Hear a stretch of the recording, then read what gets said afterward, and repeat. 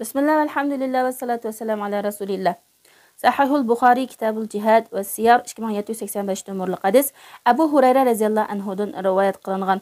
Peygamber sallallahu aleyhi ve sellem'nin qışığa ma'lum bir kishi kelib, "Manga jihadga tenkildigan ajri, savabi jihatda jihadga tenkildigan bir amalni dep asla" dedi. Peygamber sallallahu aleyhi ve sellem, "Men bundaq amalni topolmayman, bilmayman" dedi. Shundan bilan bundaq dedi. Agar mujahid chiqib ketsa, jang qilg'ili kesse, sen özünün namaz okuyduğun jayan kelip, to'xtamay aram olmasın namaz o'qishga ve aram olmasdan, bir gün tashlab qo'ymasın, har kuni ro'za tutish qadri bo'la olamsa, dedi. Eliq kishi savol so'ragan kishi, kim buning qadri bo'la olsin, dedi. Abu Hurayra radhiyallahu anhu shundaq deydi. Haqiqatan mujahidning eti bog'liqli holatdan, orqonga bog'liqli holatda o'tlab yursimi, u sabablik shu mujahidga hasanatlar, ajr mukofotlar, savoblar eziladi. Bu hadisda Allah yo'lida jihad qilishning ajr mukofot jihatdan ajr eng katta bo'lgan, eng afzal bo'lgan amal ekanligi bayon qilindi. Boshqa hadisda mundaq kelgan.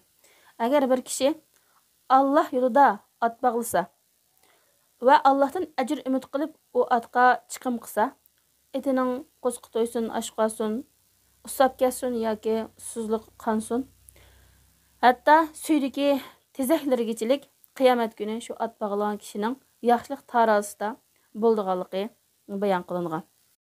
Ama İmam Ahmad, Ibn Majah, Tirmizi qatorliqlar rivoyat qilgan va Hakim sahih degan bir hadis bor. Abu Darda radhiyallahu anhudan marfu holatda rivoyat qilingan. Bu hadisda Payg'ambarimiz sallallohu alayhi vasallam shunday degan: "Men sizlarga amallaringlarning eng yaxshisini, Allohning huzurida darajanglarni eng yuqori ko'taradigan, eng pok bo'lgan va sizlar uchun oltin kumush chiqim qilgandan bak yaxshi bo'lgan, hatto dushmanlar bilan uchrashib, sizlar dushmanlarning bo'yniga chepib, dushmanlaringlar sizlarning bo'yninglarga chepishdimi, yaxshi bo'lgan amalni deb beraymi" deganda sahobalar ma'qul deb paslar deganda Payg'ambarimiz sallallohu alayhi vasallam Allohni zikr qilish degan. Endi bu hadisda bo'lsa, eng afzal amalning, hatto Alloh yo'lidagi jihoddan ham afzal bo'lgan amalning Allohni zikr qilish ekanligi bayon qilindi. İlgirki hadisda bo'lsa, eng afzal amal Alloh yo'lidagi jihad deyildi. İmam İbnul Qayyim rahimahullah mushu hadis bilan Alloh yo'lidagi jihadning fazilatlari bayon qilingan hadislarning o'ttirsini cho'qlab shunday bayon qilgan.